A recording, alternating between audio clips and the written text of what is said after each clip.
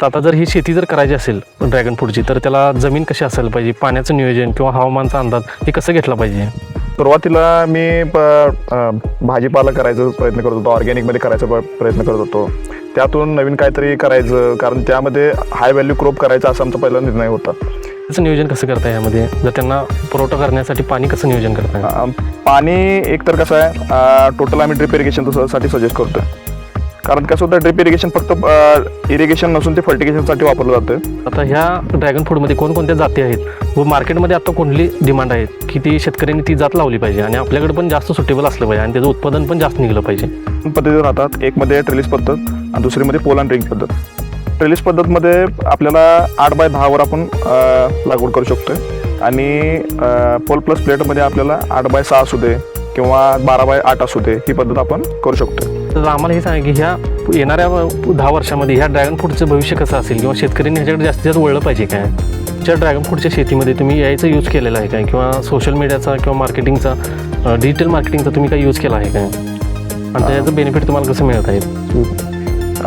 आम्ही dragon fruit सेलिंगसाठी Meta ads run करतो आणि त्याच्यातून आम्हाला ऑर्डर्स येतात. भारतात पूर्ण ऑल इंडिया आम्ही ड्रॅगन फ्रूट्स आम्ही कुरिअर थ्रू आम्ही सेल करतो. तर आता आम्हाला एक सांगा की 1 एकरामध्ये सरासरी उत्पादन किती होतं व निव्वळ नफा किती होऊ शकतो? नमस्कार मित्रांनो, मी तुमचा रोहित. तुमचं स्वागत आहे पॉलिटिकल ॲस्पिरंट या यूट्यूब चॅनलवर. मित्रांनो, आज आपण शिरोळ तालुका कोल्हापूर जिल्ह्यामधील टाकोडे या गावामध्ये आलेलो आहेत. आज आपल्यासोबत असणार आहेत प्रगतशील शेतकरी तसेच पारंपरिक शेती सोडून एक वेगळी शेती निर्माण करणारे अभिजित दादा आज आपल्यासोबत असणार आहे. ते आपल्याला आज ड्रॅगन फ्रूटबद्दल माहिती देणार आहे, त्याबद्दल आपण जाणून घेणार आहोत. आज आपण आजच्या ह्या व्हिडिओमध्ये आपण पाहणार आहोत की ड्रॅगन फ्रूट 1 एकरामध्ये किती खर्च येतो, उत्पादन किती मिळतं, तसेच मार्केट कसं मिळवलं जातं. त्याचप्रमाणे एखादा नवीन शेतकरी जर ही शेती करणार असेल तर त्याने कोणकोणत्या चुका टाळल्या पाहिजेत, त्यासाठी हा संवाद आज घडवून येत आहे. मित्रांनो, तुम्हालाही अशी शेती जर करायची असेल तर हा व्हिडिओ शेवटपर्यंत नक्की बघा, कारण हा संवाद तुमचं भविष्य किंवा शेती तुमची बदलू शकते. चला तर मग मित्रांनो, आजच्या ह्या आपल्या संवादाला आपण सुरुवात करूया. अभिजित, तुमचं पहिल्यांदा आमच्या पॉलिटिकल ॲस्पिरंट या यूट्यूब चॅनल तुमचं स्वागत आहे. नमस्ते. पहिल्यांदा आम्हाला तुमची ओळख करून द्या. माझं नाव अभिजित घोरपडे, गाव टाकोडे, तालुका शिरोळ, जिल्हा कोल्हापूर. माझं 2020 पासून मी ड्रॅगन फ्रूट शेतीकडे वळालो. पारंपरिक शेतीतून काहीतरी नवीन करायचं या संदर्भातच मी ड्रॅगन फ्रूट शेती सुरुवात केली. 2020 पासून तुम्ही चालू केली? 2020 पासून मी चालू केली. मग तुमचं एज्युकेशन कशामध्ये झाले? माझं एज्युकेशन BSc केमिस्ट्रीमध्ये झालेलं आहे आणि शेतीचं काय माझा पहिल्यापासून काही सुद्धा संबंध नव्हता. जसं सुरुवात केली नवीन काहीतरी करण्यासाठी तसं शेतीमध्ये वळालो. ह्याची सुरुवात करताना तुम्ही कशी गेली पहिल्यापासून? सुरुवातीला मी भाजीपाला करायचा प्रयत्न करत होतो, ऑर्गॅनिकमध्ये करायचा प्रयत्न करत होतो. त्यातून नवीन काहीतरी करायचं, कारण त्यामध्ये हाय व्हॅल्यू क्रॉप करायचा असा आमचा पहिला निर्णय होता. हाय व्हॅल्यू क्रॉप करण्याचं म्हणजे कसं आहे, जे सर्व करतात, ऊस करतात किंवा बाकीचे जे आहे त्यामध्ये कसं आहे जास्त काय उत्पन्न भेटत नाही आणि त्यामध्ये नवीन काय करण्यासाठी काय म्हणजे असं काय प्रॅक्टिकल नॉलेज पण नाही भेटत. म्हणजे आता आम्हाला हे सांगा की पारंपरिक शेती सोडून तुम्ही ह्या ड्रॅगन शेतीकडे कसे व का वळला? सुरुवातीला मी मल्टीलेअर फार्मिंग करत होतो. वेगवेगळ्या भाजीपाला ते ऑर्गॅनिकमध्ये करत होतो, पण मार्केट व्हॅल्यू काय मिळत नव्हती. पण आणि बाकीचं ऊसाचं झालं तर कसं आहे, एक डिपेंडन्सी राहते कारखान्यावर. जे प्रोसेस फूड येतोय, म्हणजे जसं तुम्ही ऊस पिकवला त्याच्यानंतर तुम्ही कारखान्यावर त्याच्यावर तुम्ही डिपेंड राहताय, तसं मला कोणतं सुद्धा क्रॉप करायचं नव्हतं. त्यामुळे मी अनेक क्रॉपमध्ये माहिती घेतली, तसं पेरू असू दे किंवा डाळिंब असू दे, अशा क्रॉपमध्ये पडायचं ठरवलं. त्यात मला ड्रॅगन फ्रूटकडं जायचा माझा निर्णय झाला. सुरुवात कशी झाली यापासून? सुरुवातीला थोडं मी माहिती तुम्ही कुठून घेतला? सुरुवातीला मी थोडं यूट्यूबला पण माहिती घेतली, थोडं इंटरनेटवर माहिती घेतली, अनेक लोकांना भेटलो जे माझ्या आधीपासून ड्रॅगन फ्रूट करत होते. मी वेगवेगळे प्रयोग करत गेले, प्लांट मागून घेतलो मी थोडे प्लांट्स लावले, त्याच्यातून मग जसं ग्रोथ होत गेले त्या पद्धतीने मग मी कमर्शियल फार्मिंगमध्ये वळालो. त्याच्यानंतर 2020 मध्ये मी महाराष्ट्र फार्म म्हणून माझे फार्म चालू केलं आहे आणि त्याच्यातून मी रोज मग वेगवेगळ्या प्रयोग चालू केले, वेगवेगळ्या व्हरायटी लावल्या आणि या व्हरायटीमध्ये कोणत्या जास्त ग्रोथ होते त्याच व्हरायटी मी पुढे जास्त डेव्हलप केल्या. म्हणजे तुम्ही ट्रायल एरर करत स्वतःच तुम्ही सगळं मी प्रॅक्टिकल स्वतः trial error तुम्ही चालू केले हे आता. अभिजित, आता जर ही शेती जर करायची असेल ड्रॅगन फ्रूटची, तर त्याला जमीन कशी असायला पाहिजे, पाण्याचं नियोजन किंवा हवामानचा अंदाज हे कसं घेतला पाहिजे? सुरुवातीला जमीन ह्यामध्ये कसं आहे, मोस्टली तुम्ही ज्या जमिनीमध्ये पाणी राहणार नाही निचरा आणि जमीन पाहिजे. निचरा असलेली जमीन पाहिजे. त्यात तुमची मुरुम असू दे, लाल माती असू दे, किंवा तुमच्या एकदम खडकाळ जमीन असेल तरी सुद्धा चालेल. त्यात काय नाही, फक्त पाणी थांबायला नको. कारण वॉटर लॉगिंग ह्यामध्ये सगळ्यात जास्त झाडांवर परिणाम करतोय. ज्या ठिकाणी पाणी थांबणार मुळांवर त्याचा परिणाम होतोय, त्यातूनच फंगस निर्मिती होते, तेवढाच याला मोस्ट प्रॉब्लेम आहे. हा. आणि हवामान म्हटलं तर त्याचं हवामान काय जास्तीत जास्त आपल्याला काय कसं आहे, आपल्या महाराष्ट्र असू दे, गुजरात असू दे, कर्नाटक असू दे, यामध्ये हे वातावरण आहे, हे सुटेबल आहे, हा. हे येऊ शकते आपल्या इथं पण. मग पाण्याचं नियोजन कसं करताय यामध्ये? जर त्यांना पुरवठा करण्यासाठी पाणी कसं नियोजन करताय? पाणी एकतर कसं आहे, टोटल आम्ही ड्रिप इरिगेशन साठी सजेस्ट करतोय. कारण कसं होतं, ड्रिप इरिगेशन फक्त इरिगेशन नसून ते फर्टिगेशन साठी वापरलं जातं आणि पाणी हळूहळू गेल्यामुळे ते मुळांना सगळीकडे पोहोचलं जातं आणि त्यानुसारच झाडांची ग्रोथ पण होते. आता जर ही शेती जर करायची असेल तर ह्यात कॅपिटल इन्व्हेस्टमेंट किती लागतो आणि वर्किंग इन्व्हेस्टमेंट किती असते यामध्ये? आता 1 एकराच्या हिशोबाने आपण जाऊया. ड्रॅगन फ्रूट ही वन टाइम इन्व्हेस्टमेंट म्हणून आहे आणि ड्रॅगन फ्रूट मध्ये कसं सुरुवातीला 5 ते 6 लाख रुपये खर्च होतो एकरी. एकरी. त्यामध्ये 2 पद्धती राहतात, एक मध्ये ट्रेलिस पद्धत आणि दुसरी मध्ये पोल अँड रिंग पद्धत. ट्रेलिस पद्धत मध्ये आपल्याला 8x10 वर आपण लागवड करू शकतोय आणि पोल प्लस प्लेट मध्ये आपल्याला 8x6 असू दे किंवा 12x8 असू दे, ही पद्धत आपण करू शकतोय. त्यामध्ये कसं आहे, ट्रेलिस पद्धत केला तर तुम्हाला 1 एकरमध्ये 7,000 प्लांट्स बसतात आणि पोल अँड रिंग ही पद्धत केली तर त्याच्यामध्ये 2800 प्लांट्स बसतात. त्या सुरुवातीला तुम्हाला खर्च म्हणजे जास्त तुमचा एकतर पोल लावण्यात होईल, दुसरा म्हणजे तुमचा ड्रिप इरिगेशन होईल, प्लांट्सवर खर्च होईल आणि तुमचे बेड बनवणे असू दे किंवा तुमचा लेबर चार्जेस असू दे, हे असणार. हा सुरुवातीला तुमचा 5 ते 6 लाख रुपये खर्च असेल. त्यानंतर परत ते त्याच्यानंतर तुमचा वर्षाकाठी तुमचा एक पर एकर 80,000 रुपये तुमचा खतांवर इन्व्हेस्टमेंट होईल. तुमचा लेबर कॉस्ट एक 50,000च्या आसपास जाईल. एवढाच खर्च येतो. अभिजित, आता ह्या ड्रॅगन फ्रूटमध्ये कोणकोणत्या जाती आहेत व मार्केटमध्ये आता कोणती डिमांड आहे की ती शेतकऱ्यांनी ती जात लावली पाहिजे आणि आपल्याकडे पण जास्त सुटेबल असलं पाहिजे आणि त्याचं उत्पादन पण जास्त निघलं पाहिजे? ड्रॅगन फ्रूटमध्ये टोटल 154 व्हरायटी आहेत. त्यामध्ये कलरचा एक म्हणजे कसा असतोय, एक व्हाईट व्हरायटी, एक रेड व्हरायटी, हे 2च व्हरायटी त्यामध्ये मेन आहेत. त्यातली जास्त आता मोस्टली जी व्हरायटी चालते ती रेड कलरची चालते, म्हणजे आत रेड फ्लेश पाहिजे, बाहेरून पण रेड पाहिजे आणि फळांची साईज जी जास्त असते त्या मार्केटला त्याला जास्त किंमत मिळते. त्यामध्ये आपल्या ठिकाणी जी चालणारी जास्त व्हरायटी आहे ती जम्बो रेड हायब्रिड व्हरायटी आहे आणि दुसरी व्हरायटी ती सी व्हरायटी म्हणून आपल्या इथं आता चालू काळात आलेली आहे. आता जर एखाद्या शेतकऱ्याला जर नवीन ही शेती सुरुवात करायची असेल, त्याने महत्त्वाच्या कोणकोणत्या गोष्टी लक्षात घेतल्या पाहिजेत? नवीन शेतकऱ्याने सुरुवातीला जमिनीची योग्य निवड केली पाहिजे, ज्या ठिकाणी पाणी थांबलं नाही पाहिजे किंवा पाण्याचा निचरा झाला पाहिजे. त्याच्यानंतर दुसरा पॉईंट म्हणजे असं आहे की तुम्ही जे प्लांट्स लावणार आहे त्या प्लांट्सची योग्य निवड केली पाहिजे. मॅच्युअर प्लांट्स लावले पाहिजेत. जे प्लांट्स जवळपास 2-3 वर्ष आधीचे असणार, कटिंगचे असणार आहेत, तेच प्लांट्स तुम्ही लावलेले योग्य आहे. आणि त्याच्यानंतर मग तुमचे जे आहे तिसरा पॉईंट म्हणजे असं आहे की त्यामध्ये तुम्ही नवीन टेक्नॉलॉजीवर गेलं पाहिजे. त्यामध्ये आता AI सेन्सर आलेलं आहे, ते पाण्याचं योग्य नियोजन सांगितलं जाते तुम्हाला आणि त्याच्यानंतर तुम्ही जे आधीपासून शेती केलेली आहे त्यांचं मार्गदर्शनाखाली शेती केली पाहिजे. अभिजित दादा आम्हाला हे सांगा की हे खताचं व्यवस्थापन कसं केलं पाहिजे किंवा छाटणी वगैरे असते ह्याची की कशी घेतली पाहिजे की त्यामुळे ह्याचं उत्पादन वाढलं पाहिजे. यामध्ये छाटणी म्हणजे सुरुवातीला कसं आहे, यामध्ये एकतर व्हेजिटेटिव्ह ग्रोथ आणि एक दुसरी म्हणजे फ्रुटिंग स्टेज असते. व्हेजिटेटिव्ह ग्रोथमध्ये तुम्हाला ह्याच्यामध्ये जे फुटवे निघतात ते ठेवायलाच लागतात. त्यामध्ये तुम्ही सिलेक्टेड फुटवे ठेवा. शेतकरी काय करतात, सगळेच फुटवे ठेवतात. त्यामुळे कसं होतं, ज्या आपण जे फर्टिलायझर सोडतोय किंवा जे आपण त्यांना अन्न देतोय त्याचे डिवायडेशन होतंय. आणि त्यामुळे कसं होतं, जे आपण फुटवे ठेवलेलं असतो ते नंतर ब्रांचेस असतात ते मेच्युअर होत नाहीत. आणि मेच्युअर नाही झाल्यामुळं त्याच्या फळांची साईजवर इफेक्ट पडतोय, कळ्यांची गळ होते. आणि गोष्ट खताची म्हणजे कसं असतं त्यामध्ये की व्हेजिटेटिव्ह ग्रोथमध्ये तुम्हाला जास्त नायट्रोजनचं प्रमाण वाढवलं जातं आणि फ्रुटिंग स्टेजमध्ये नायट्रोजन कमी करून तुम्ही पोटॅश आणि फॉस्फरस जास्त प्रमाण वाढवला तर त्यामध्ये कसं तुम्हाला फ्रुटिंगची साईज चांगली होते, फ्रूट तुमचे गोडी त्याची वाढते, फ्रूटची शायनिंग वाढते त्याच्यामध्ये आणि फ्रूटचं वजन पण वाढतं आणि त्याचमुळे तुम्हाला मार्केटमध्ये चांगला रेट आहे.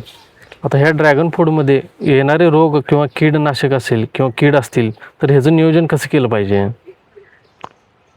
ड्रॅगन फ्रूटमध्ये किडीचं प्रमाण म्हणजे सगळ्यात जास्त फ्रुटिंग स्टेजला असताना फळमाशीचा जास्त प्रादुर्भाव असतो. त्याच्यासाठी आपल्याला स्प्रेचा जास्त वापर न करता आपल्याला फ्रूट फ्लाय ट्रॅप मिळतात. त्यामध्ये तुम्हाला एकरामध्ये 8 ट्रॅप लावले तर त्याच्यामध्ये तुम्हाला 1-2 महिने तुम्हाला कंटिन्यू त्याच्यामध्ये तुम्हाला त्याच्यापासून सुटका मिळेल. हां. आणि दुसरी गोष्ट म्हणजे त्यामध्ये फंगसचा इफेक्ट आहे. तो फंगसचा इफेक्ट कसा आहे, जास्त तुम्ही ब्रांचेस ठेवला त्यामध्ये जमिनीमध्ये पावसामुळे ह्युमिडिटी वाढल्यामुळे कसं होतं त्यामध्ये की आपल्याला फंगसचा अटॅक येतोय. त्याच्यामध्ये तुम्हाला रस्टिंग वगैरे असू दे किंवा तुमचा रूट रॉट असू दे, ह्या अशा अनेक गोष्टी वाढत असतात.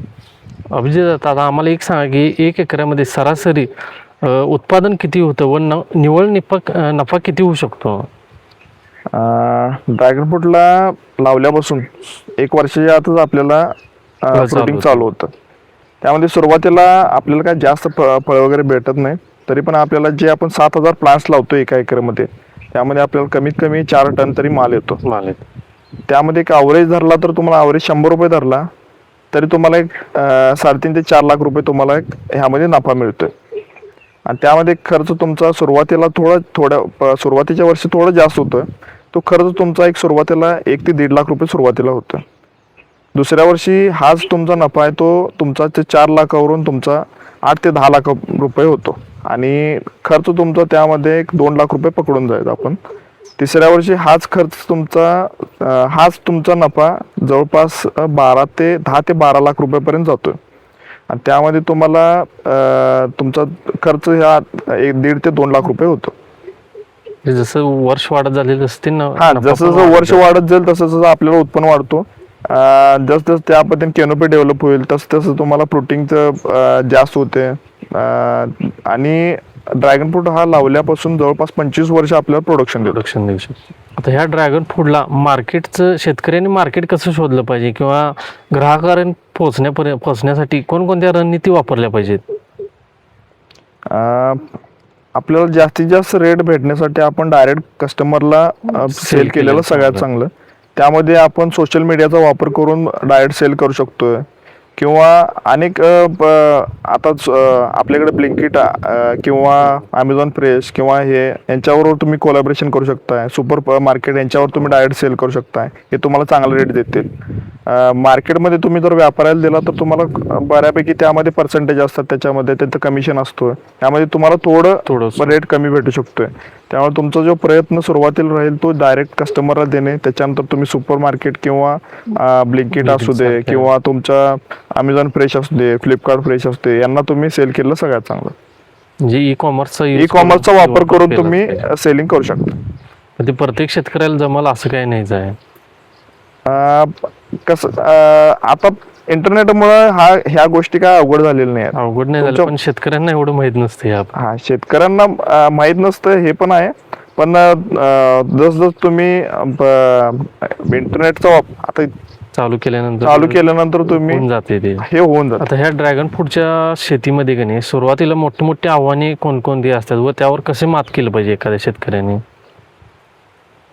सुरुवातीला प्लांट्स लावल्यावर तुम्हाला जे नवीन फुटवा येतोय त्याच्यावर त्या फुटव्यावर अनेक बारीक आळ्या असू देत, किडा असू देत, हा त्याचा शेंडा खायचा प्रयत्न करतात. त्यामुळे त्याचा प्रिव्हेंटिव्ह स्प्रे घेतला पाहिजे. त्याच्यानंतर प्रत्येक वेळी तुम्हाला प्रत्येक दिवशी तुम्हाला थोडं प्लांटच्या जवळ जाऊन काही चेंजेस झालेत का हे बघायला पाहिजे. आणि दुसरी गोष्ट म्हणजे पाणी कधी द्यायचं ह्याचं योग्य वेळापत्रक नियोजन तुमच्याकडे पाहिजे. किडीचं आणि पाण्याचं नियोजन प्रॉपर हा, पाहिजे. किडीचं आणि पाण्याचं नियोजन तुमच्याकडे पाहिजे.